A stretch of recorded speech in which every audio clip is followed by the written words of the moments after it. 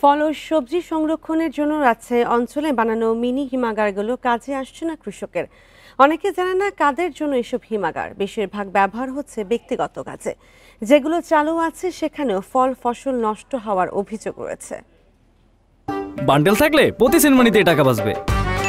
বিকাশ send money bundle কিনে জিতুন প্রতি লেনদেনে।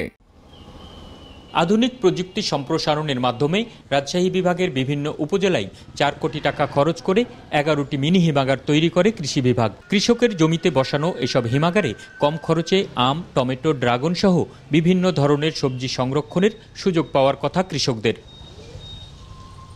যাদের জমিতে এসব হিমাগার বসানো হয়েছে তারা নিজেদের সুবিধা মতো চালু কিংবা বন্ধ রাখেন। আর সংরক্ষণের বিষয়ে আশপাশের অনেক কৃষক জানে না কিছুই। যারা করছে শুধু তাদেরই সীমিত পরিসরে রাখার জন্য, বাদবাকি আদার্স যারা জনগণ তাদের কোনো কাজে আসে না। আমার তো বলেনি কোনোদিন যে আমার এই জায়গাতে জিনিসপাতি থইও, কোনোদিন তো বলেন যে ফল রাখতে হবে একটা ফল রাখতে হবে, যেহেতু চেম্বার নেই এটাতে।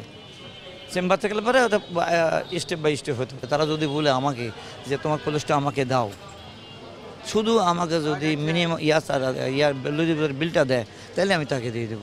বাস্তবে দেখা গেছে হিমাগারগুলো বেশিরভাগ সময় বন্ধ থাকে। কোনোটির বিদ্যুতের মিটার চুরি হয়েছে, ফল সবজি না থাকায় কোনোটি বন্ধ। কোথাও ফল বা সবজির জায়গায় গুড় সংরক্ষণ ছাড়াও অভিযোগ আছে ফল সবজি নষ্ট হওয়ার। আমাকে হিমাগার দেওয়া হয়েছে যে উদ্দেশ্যে, সেটা তো পারফেক্ট না। কোন হিমাগার কেউ কিছু রেখেছে কি? রাখে নাই। হিমাগারে যেটাই রাখি সেটাই পুষে যায়। ভাই, আমি হিমাগারে কত লস দেবো? প্রকল্প কর্মকর্তারা বলছেন কৃষকদের সমন্বয়ে এসব হিমাগার পরিচালনা করার কথা, যা ব্যক্তিগতভাবে নিয়ন্ত্রণের সুযোগ নেই। যদি কেউ ব্যবহার না করে, মিসইউজ করে, তাহলে তার বিরুদ্ধে আইনের ব্যবস্থা কত বলা আছে, সে কমিটি করে দেওয়া আছে। এবং এটা কৃষি অফিসার যেহেতু চুক্তি করছে, কৃষি অফিসার সে তার বিরুদ্ধে আইনের ব্যবস্থা নিতে পারবে যদি বন্ধ রাখেন। ম্যান টু ম্যান আমরা যাচ্ছি, যে তারা কেন ওগুলো ফেল রাখতেছে, আমরা হয়তো কেস করে দেবো, হয়তো কৃষি কেস করে দেবো, না হলে ভেঙে যারা তাদেরকে দেবো।